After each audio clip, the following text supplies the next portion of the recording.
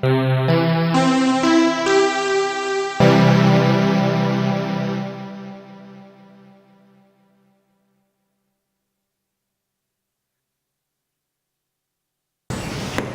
have now Johanne David from the CARICOM Secretariat. She was part of the group that put together the document, the policy document, as well as the action plan. And when we say part of the group that put it together, they didn't sit down behind a desk in the CARICOM Secretariat and wrote everything out of their heads. They had consultations, a lot of consultations, a lot of discussions, and what they've done was just to put everything together in a frame that provided us with a policy document and with an action plan. So it benefited from discussion and consultations. And what we have done in the CARICOM network was to prepare a simpler version of the document for your own information and for your own reading. I wouldn't say pleasure, but your own reading. Whether it's a pleasure, you will decide that on yourselves afterwards.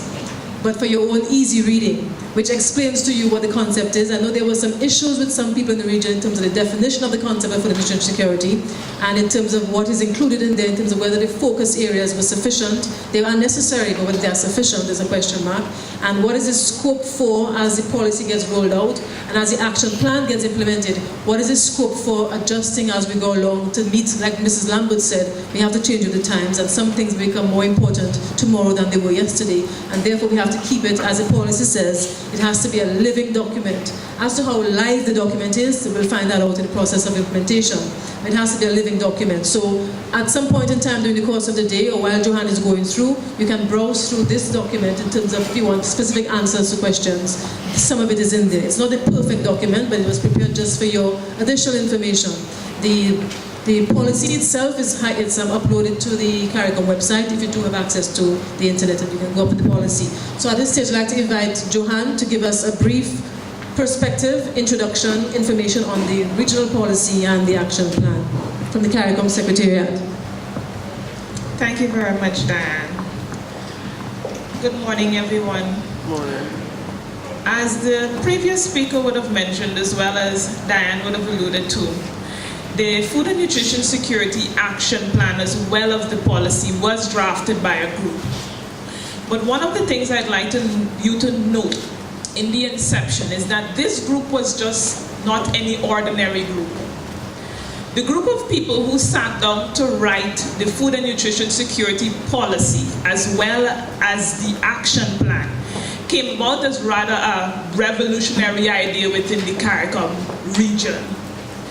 That group of people comprised of you, the member states, regional organizations, and many of the persons who would have had a vested interest or a passion for ensuring that food and nutrition security goals within the region was realized. To name a few, we had a representative from Belize, Jamaica. I represented Guyana at the time, CAFAN, and many other organizations to that effect. That group over the past year, in fact since March of last year, have been meeting in what we call technical working group meetings across the Caribbean. We would have met in Guyana, we met in Belize, and in most of these instances, what we did is that we took a very serious look at what the concerns were across the region, and then bearing those concerns in mind, tried to decide what were our immediate goals, what were our medium-term goals, and then what were our long-term goals. We were very specific in terms of trying to decide, and I quote from the head of CAFA and Jetro, who always said, we need to decide on our low-hanging fruit, what we want to achieve right now. And that is what we're going to put before our leaders before we even decide or come to a very serious conclusion on our long-term and medium-term goals. Slide one, Dan. The policy of itself seeks to provide a very clearly articulated, holistic framework for the period 2011 to 2025. that translates the major orientations and elements of the overarching and underexploited regional development agreements and initiatives into concrete policy priorities that will guide the design, implementation, and monitoring of specific future periodic strategic action programs to address the major food and nutrition security challenges of the CARICOM region. In summary, what that means is that the policy is intended to look at a cross-cutting number of issues. It will take into account all the other policies previously written on both agriculture and nutrition and bring them together to realize the specific goals of the region in terms of food and nutrition security. We should note that there is a community agriculture policy, CAP, also. Note well too, that document was also developed by the very technical working group committee. So there is a synergy between the regional food and nutrition security document as well as the CAP. The CAP is the overarching principle, the overarching guiding framework. And the regional food and nutrition security policy and action plan is one pillar within that overarching framework. The policy focuses on the wider issues of food and nutrition security that have not until now been properly addressed, since they are the interface between agriculture, health and nutrition, education, and a number of other sectors. Slide 2. Diane, slide 2. Yes. Thank you. The Regional Food and Nutrition Security Action Plan covers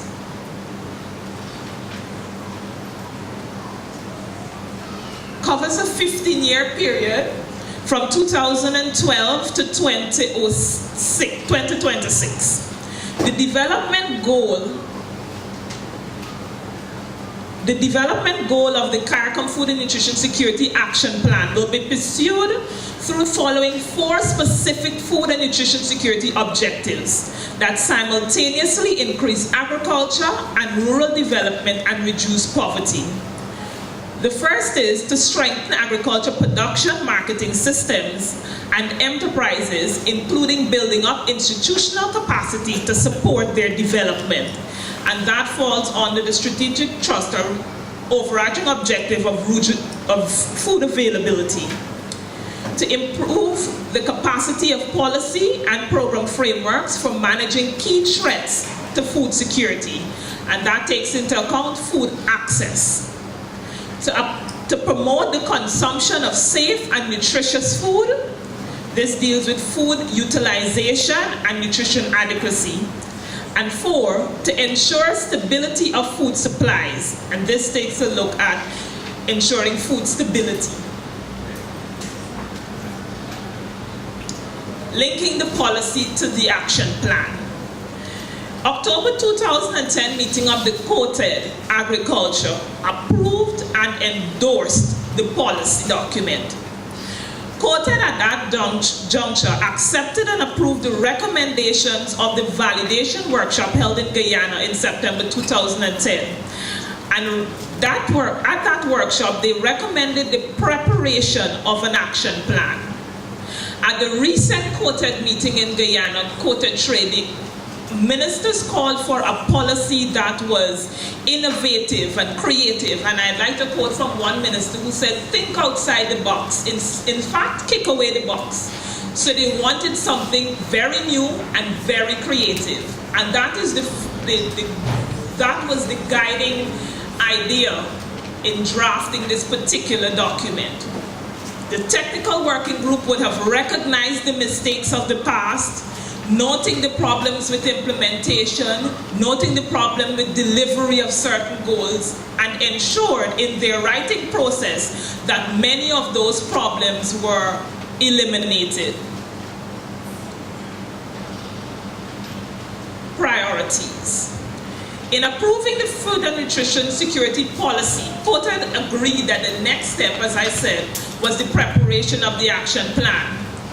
There were 6 priority areas, though, that they specifically wanted to take a look at. The first was the promotion of increased availability of regionally produced quality nutritious food, looking at the entire value chain supply from farmer to consumer at remunerative market prices so as to increase production, productivity, and returns to farmers.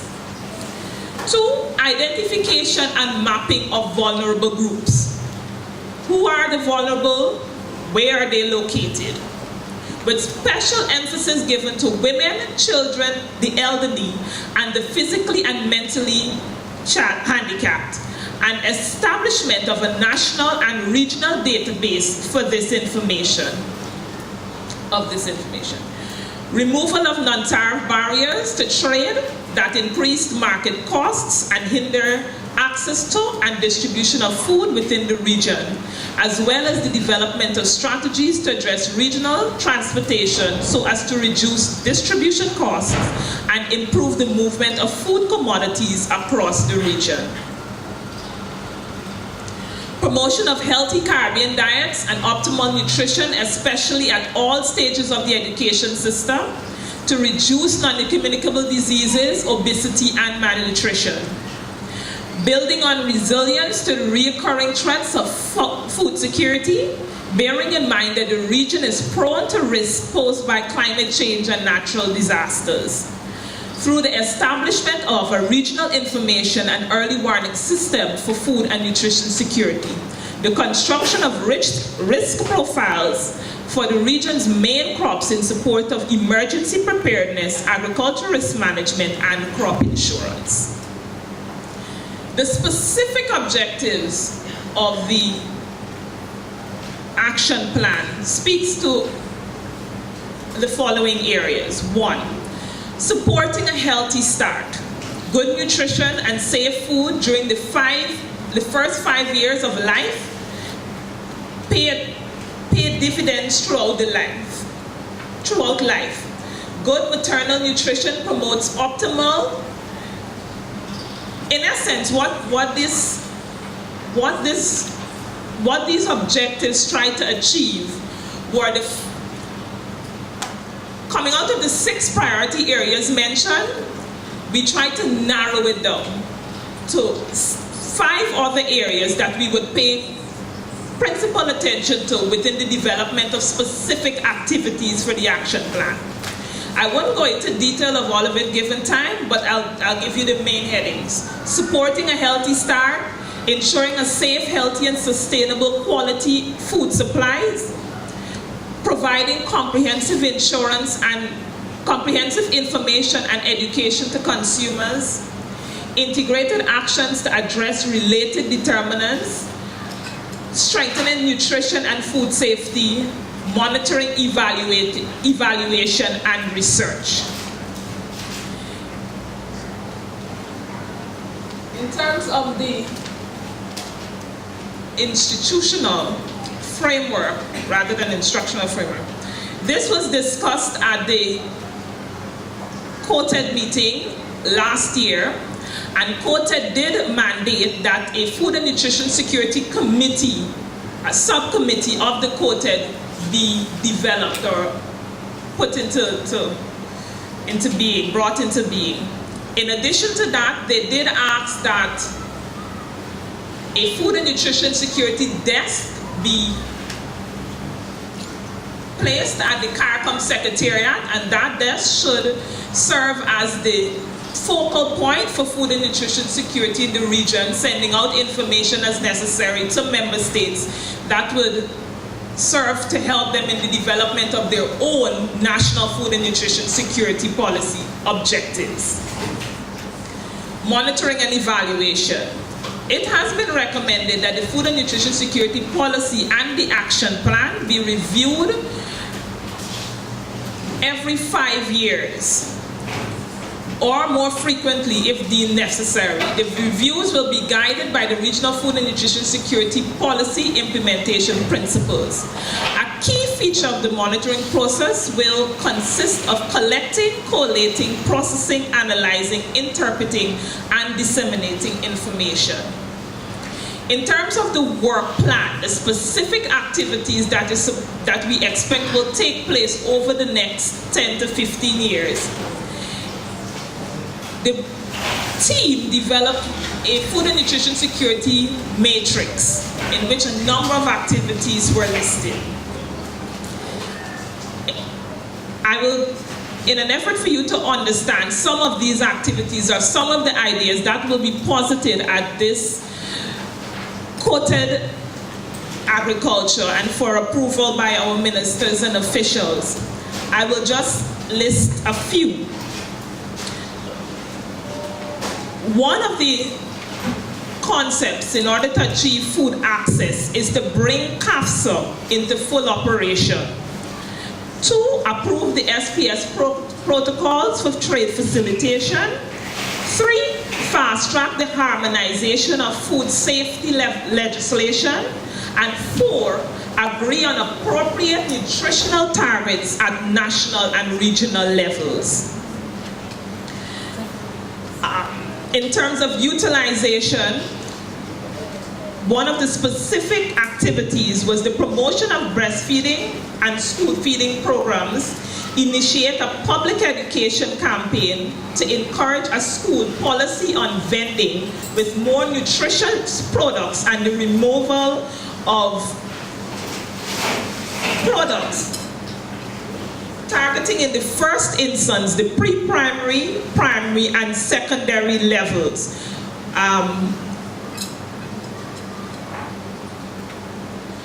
Outside of those specific areas that I would have mentioned, there are a number of other specific activities that are targeted within this document. I will close at this point, but open for questions on areas that you feel that there are gaps. The document has in great part been prepared in final draft for presentation to quoted. What we're focusing on, as I mentioned earlier, is the immediate priorities or immediate actions. What are we going to achieve over the next 10 years? And that is what we're asking quoted really to approve. Outside of that, we do recognize that this is work in progress. This is not a static document. The situation is not static, and hence many of the activities that may be necessary in terms of implementation may not be within this document. So we will be asking quoted to keep the document open, the action plan that is, so that changes could be made or additions could be made as the situation, as this particular situation unfolds. On that note, I'd like to thank you for your attention and hand you back over to Diane. I haven't looked at most of the documents that's in with respect to food and nutrition. I asked the simple question, why food and nutrition? Why not nutrition security? Because I think one of the problems is that we have focused for a long time on food, and food is actually what's killing most of us in the Caribbean. 65% plus of us are dying from non-communicable diseases resulting in the wrong food. So I would have coined it as a nutrition security policy because I think in the Caribbean generally, with the exception of I just heard in Haiti, that food is very relatively secure. Another thing I've noticed in the policy, I missed in the policy, was that I think agrochemicals was ignored as part. It doesn't make any sense having nutritious food on your table if it's packed with agrochemicals and toxins that would then not sort of reduce the value as far as the nutrition is concerned. I think that is a problem. Another problem now I think we need to address is the issue of a seed policy to preserve our indigenous germplasm. I think we haven't been putting sufficient value on what we produce in the Caribbean, and as a result, things like an apple a day keeps the doctor away is what we have in our heads. And we haven't been able to utilize sufficiently what we have in the Caribbean. And I think when coming back on the chemical issue, I think we need a chemical register right across the Caribbean and a traceability list that we could trace chemicals from the farm right to the table. And it doesn't make any sense us talking nutrition and we continue to import chemicals that are banned in the source countries. Those are things that we need to address if we're talking nutrition and food. Now let us take the young lady at the back who's next in line. Just identify yourself and so we can have your record. Hi, good morning. I'm Nadia Pakinansan. I'm from the National Export Strategy at the Dominica Export-Import Agency, DEXA. Just wanted to actually make a general comment. I think it's important that persons actually aware as it relates to what is nutritious food. Because it's one thing to actually highlight that vegetables and fruits may be considered nutritious, but in what quantities do we consume these things on a daily basis? It's important that we get the young persons to understand that issue, and it's also important to get the food and nutrition policy trickled down into the household, because as a mother, as a parent, one person may think that I'm preparing snacks, but what do I give my child on a daily basis which may be considered nutritious or healthy or a balanced diet for the course of the day? It's also important that we consider the local foods that we have and sell it to the public. For example, I know sooner or later the novel world or the wider world will be very much interested in what is considered yams, or what is the nutritious value of yams, just connecting it to Usain Bolt. So I think it's very important. Excuse me? It's a myth? But it's stated generally that, he consumed a lot of yam, so they may be interested in knowing what is actually contained in that. So just a general statement. Thank you. In terms of education, I know that in Jamaica, when children are young in their infant schools, there are vegetable days and, glow foods and grow foods and those things, and they start with that. But I think as the children get older, but at that age, the parents will bring lunch money to school, and so it is much easier for you to prepare meals for children of that age, and they eat together as a group. As the children get older and they get hold of their own money, and there are all of these things available for them to have, that is when they now start to have the other things that are not particularly healthy. Now, I know that we all have cable. And I think a lot of the influences that we have on what our young people and children eat, particularly this fried chicken, and in Jamaica, I don't know about the rest of the region, but we have a group of teenagers who live on fried chicken every day. If you don't serve it in some schools, there are protests. And it has to be something, it is the influence of what they're seeing on TV. There's a Burger King and KFC and all of that. So it's in your mind, you're seeing it every day. I think it's something that we need to look at, because it's a matter of almost combating that, or having on the other side the healthy local alternatives. Every country has something that is indigenous, that is healthy. In Jamaica we have patties, but those are not really as heavily advertised as the KFC, the marketing. It's there all the time. You see it every day, all day. So that is one very big concern in terms of the marketing to children. And a lot of these companies have funds that they help schools with. They sponsor competitions. So you're having it not only on the TV, but you're seeing it at school, you're seeing this, it's everywhere. So I think we have to find a way in terms of what we do to find a happy balance, to be able to have children and that the education needs to continue not only at the early childhood level, but all the way through the system. Because invariably as the children get into high school, they want to concentrate on academic subjects. And even though there are strands of nutrition education in schools, I think unless you're doing home ec or those things, you're not really getting a whole lot of it. And so I think those are very important. Thank you very much, Diane. I have two comments to make.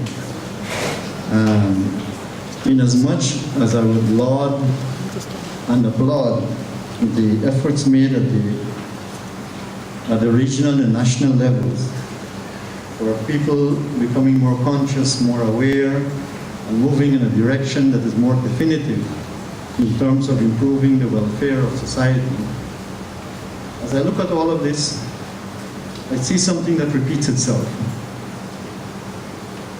You know, every decade in this region, there's a new kid on the block. There was the regional food plan, regional food and nutrition security, CCPAD, converted in the regional transformation program, then Jagdeo initiative. Jagdeo initiative, the moment he moves off the scene, that initiative is going to go also. We have things. This is very important, I think, because it brings together some elements and some issues on the table that were missing in those other initiatives. However, I do see, for example, a sort of a silo approach here. And what do I mean by this? I would like to see, if not today, in future forums, in a forum like this, in discussions, in as much as this type of issue, the issue of food, the issue of nutrition, the issue of health, the issue of education and so on, all cuts across, they're multi-institutional, multi-sectoral. It would be good to have a group of their people in trade, people in agriculture, people in education and so on, discussing these issues. Because a more macro approach, a more intersectoral approach is needed on these issues. One of the problems or one of the weaknesses of the past approaches is that it dealt with one side of the equation. It's either a supply problem, a distribution problem, a marketing problem, and probably a consumption problem. But you have to deal with the other side of the equation, and that is dealing with employment, income generation, affordability, and all of that. And those kinds of things require different types of policies and different types of strategies. It's not just the distribution or the production side. When I look at that work plan up there, it reminds me of ICA. I work in ICA. 6 program components, you have 4 policy objectives, 2 cross-cutting issues, 8 strategic thrusts, each one with activities, responsible agents. It reminds me of CCPAD. We have to find a way of translating all of this and bringing it down to the level where people understand on the ground. If you bring a farmer here and you talk about food and nutrition policy, he wouldn't understand what you're talking about. Yes, we want to deal with this problem on the farm, and we have to find a way of translating this. And I think this forum is very important for that. But the engagement process has to be intensified much, much more. And these are the comments I want to make to this session on this board. Thank you very much. Thank you, Darren. Good morning, all. My name is Lyndon John. I'm actually from a background of forestry and in St. Lucia. And my question, I guess, somewhat links, in fact, it's not a comment, it's a question. It links more to what we just heard. And I'm thinking about the level of investment in the nutrition promotion, given what we heard about the business of fried chicken and companies with vested interests, etc. I don't know, it may be out there, but has there been an economic analysis in terms of the impact on our societies health-wise, and also in terms of the human resource impact when you have non-communicable diseases, what sort of detrimental economic impact is having in the region? Because at the end of the day, it comes down to promoting early investment so that you have a loss sustained later on through to lifestyle. You're going to have a generation that by 2026, they're gone. Knowledge is gone, working capacity, years reduced, etc. So if you're going to convince governments to promote nutrition, frequently it's going to fit in a strata of priorities. And definitely then they're going to see funding associated to that. Somebody has to show upfront what are the costs in terms of promoting nutrition early upfront so that you're deferring those costs. Similar to the tobacco industry, etc. You get it upfront, and that way you're basically building in savings in the system. So I believe in a more harmonized and integrated approach, as the gentleman was saying, where we're not thinking in silos, but typically governments and corporations, we tend to think in dollars and cents, and maybe that's one way to tackle the problem.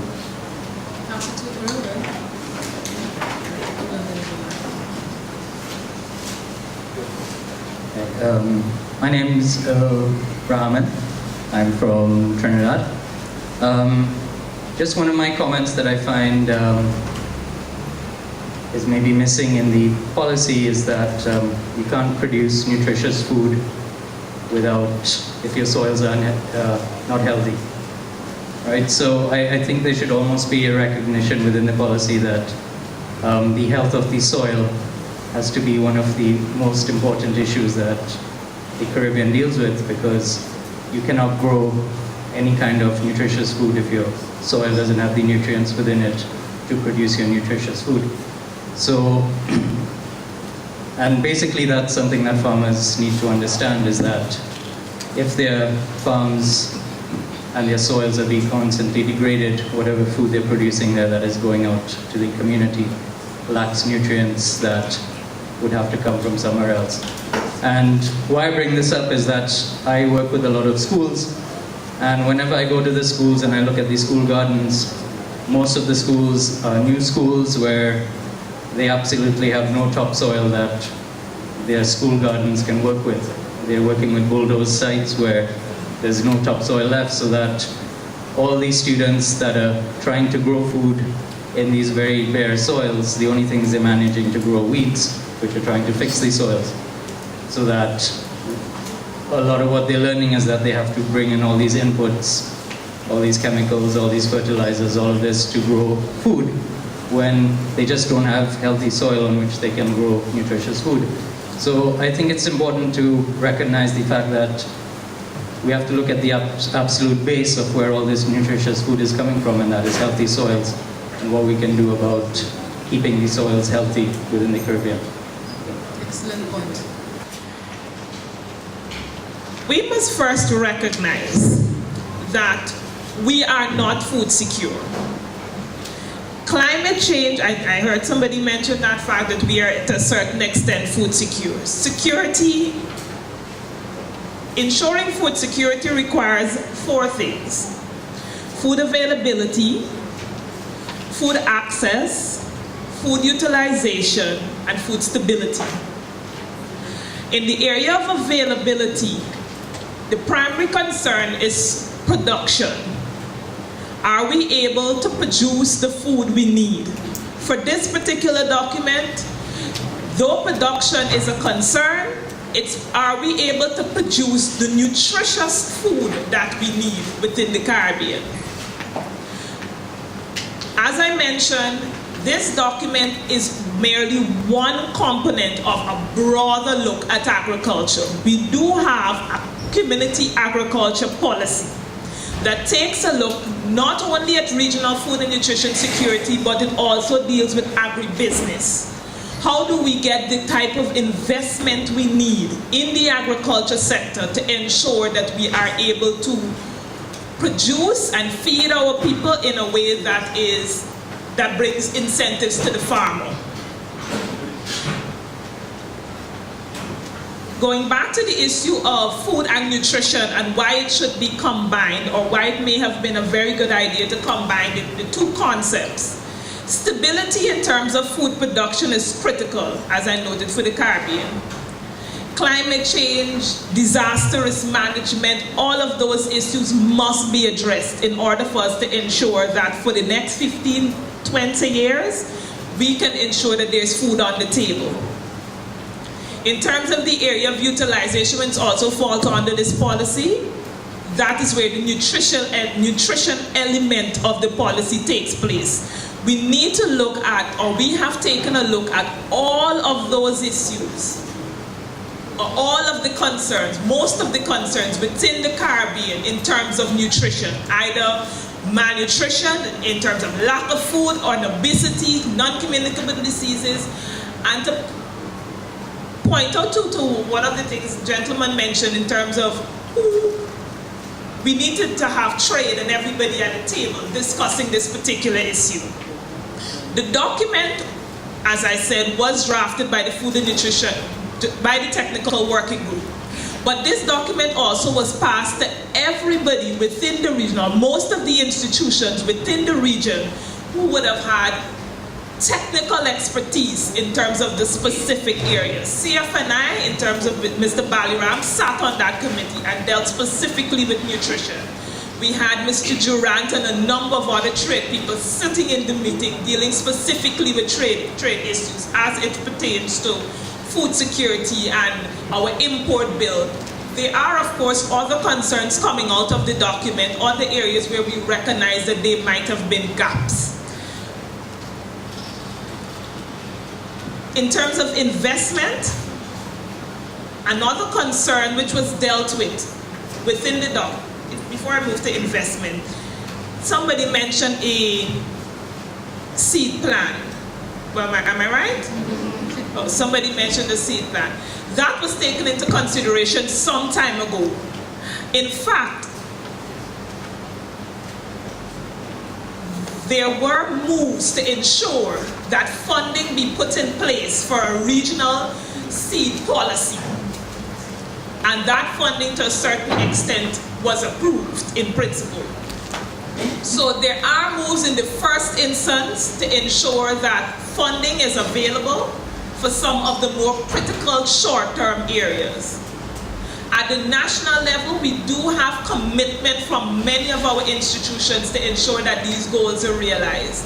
FAO and CARDI at the regional level have thrown in their commitment or their support behind ensuring that the activities that are expected to take place are properly funded. Dr. Little will share with us some additional initiatives in terms of funding. That was a critical area in discussing how do we get this particular document implemented, because in many instances in the past we've written many policies, many thick, very good documents, as was pointed out, and they went nowhere. But we do not want this to happen in this instance.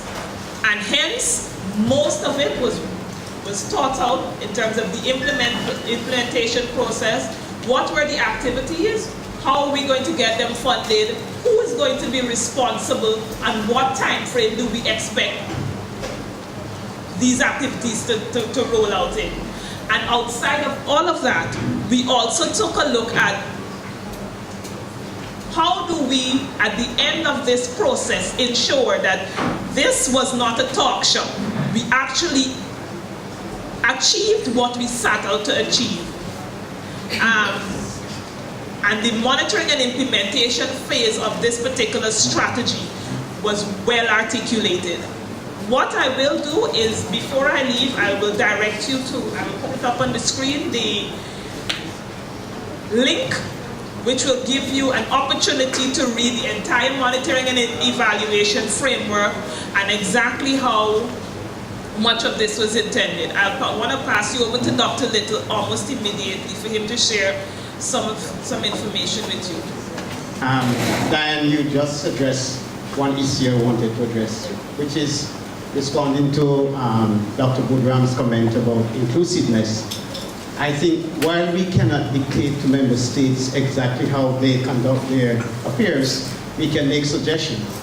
And we have recognized the multidisciplinary, multi-sectoral nature of the food and nutrition security agenda, and we are suggesting to the member state that they be as inclusive as possible.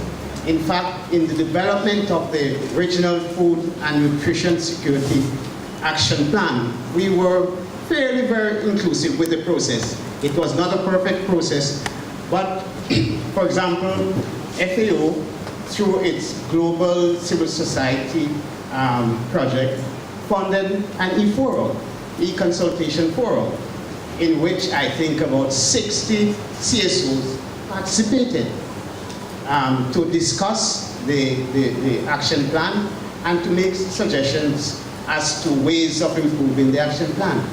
We are also suggesting that we don't want to, not only to dialogue with these institutions, NGOs, CSOs, and so on, but we want them to be an integral part of the implementation process. So it is work in progress, and in fact there are avenues for further suggestions as to how we can improve the process.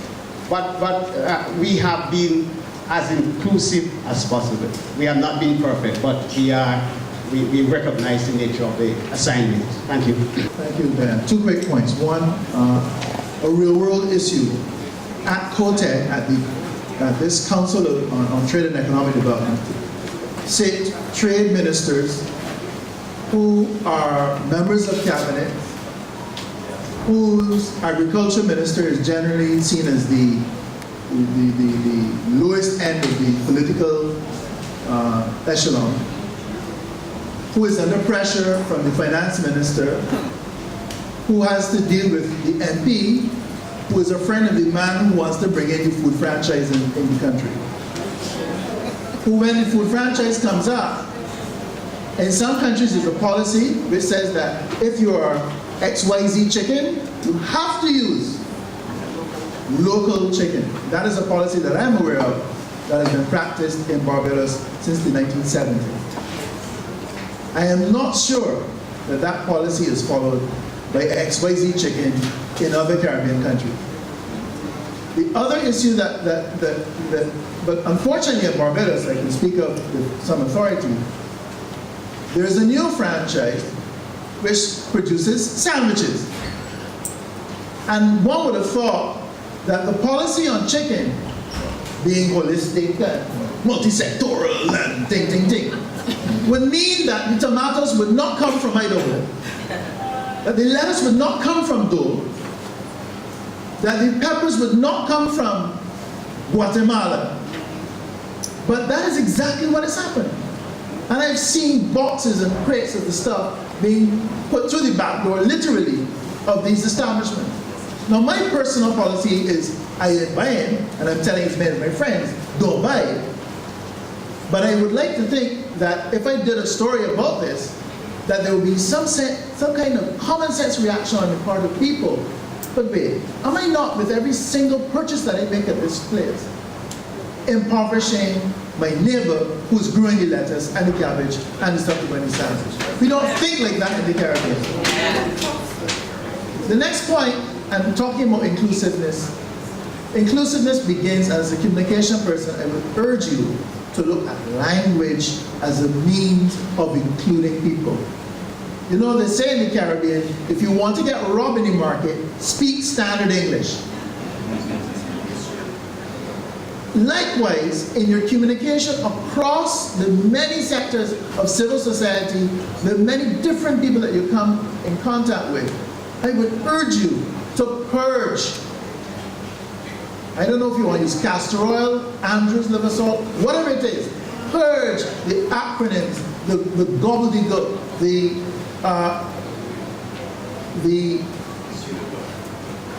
bureaucraties, if you want a big word then, that shows so much information that goes into and out of CARICOM. It is not an indictment on CARICOM.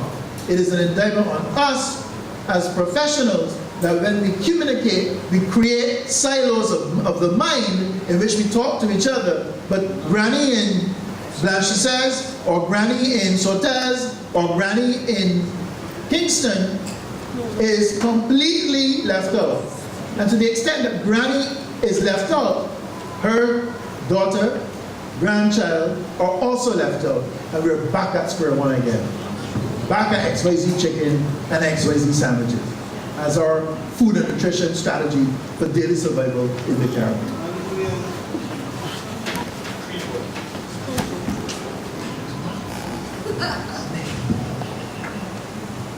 You heard it from the communicator, language.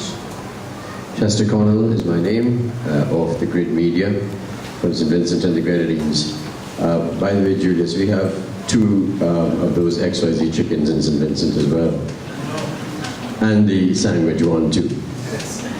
I just wanted to comment on something that Nadia, is it, said, and then Helen responded from Jamaica. And I know they do things differently in Jamaica as well. She said something about yam and Usain Bolt. And Helen said, it's a myth. But I want to say that myths are very, very, very powerful things. And that we need to encourage myths, particularly in the media. If Usain Bolt gets up and says, my name is Usain Bolt, I eat yams, 5 seconds. you change, you have a paradigm shift right away. And you keep repeating that, by the way. You saturate the airwaves, you saturate the Caribbean with that. That is going to bring about, I suggest, a paradigm shift. If you have Kim, who's from St. Kitts, he's one of the fastest runners, if not the fastest, what was he, in the world. Then you have the Grenadian 20-year-old who just broke another record. You have all these top, outstanding, international, world-class athletes, black people from the Caribbean, who we're not using at all. All we need is 5 seconds from them to create a myth. You know, as a matter of fact, the reason I would say that we are where we are today with food and nutrition is because we bought into the myths of somebody else's story. Whether it's the creation myth, you know, everybody has a creation story. We just happen to believe the one that we got from the Hebrews.